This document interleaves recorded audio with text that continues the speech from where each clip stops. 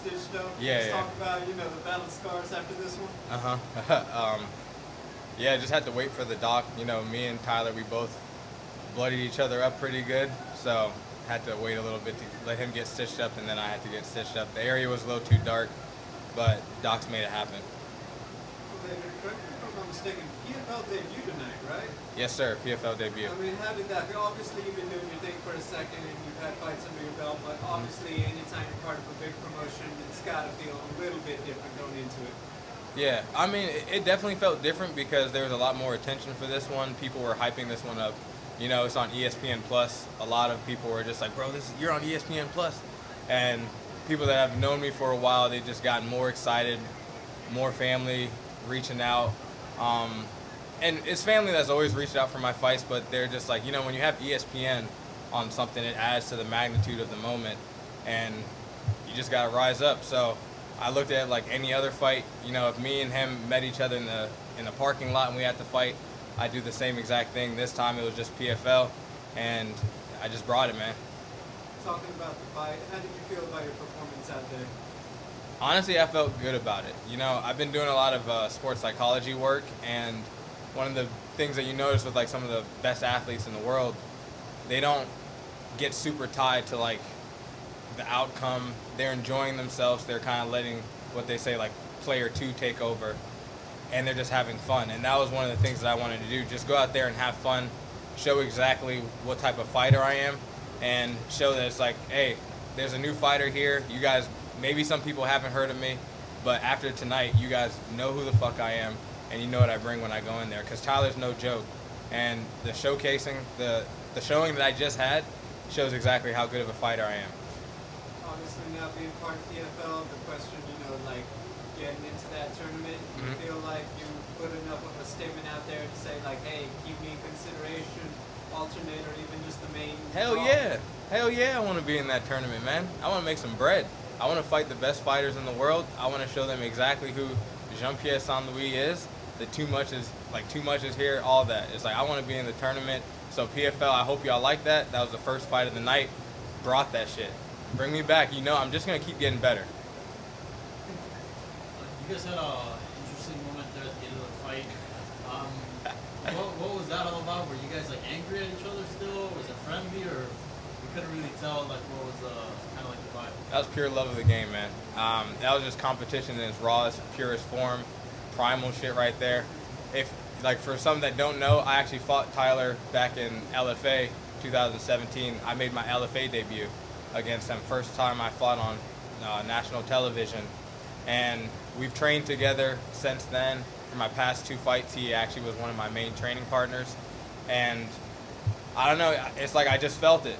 And I haven't had moments like that, but sometimes when you feel something, you just let that shit out. And it was a authentic, very organic moment. It really is just like I told him, it's like, get the fuck off me. That was all it was. It's like, I yelled at him. I don't know what it was, but that's where it's like that player two, self two came out. It wasn't the me that you're seeing right now. Wasn't that same me that was yelling in the cage.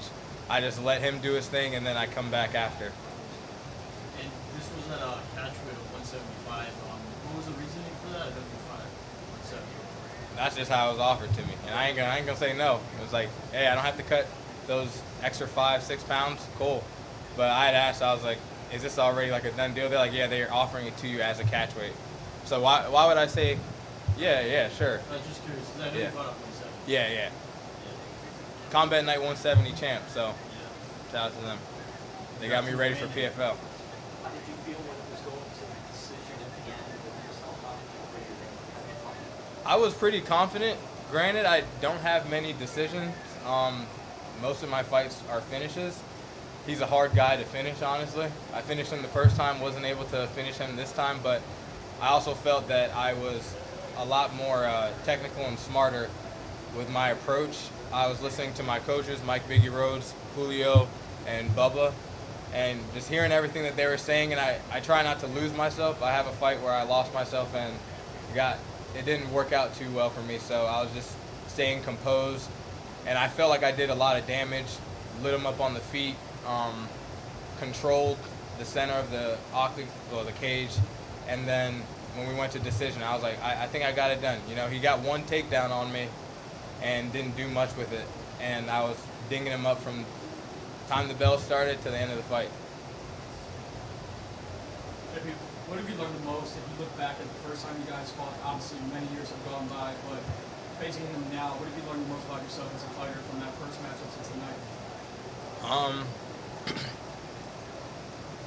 That's a good question. What I learned about myself. One, I'm the real deal.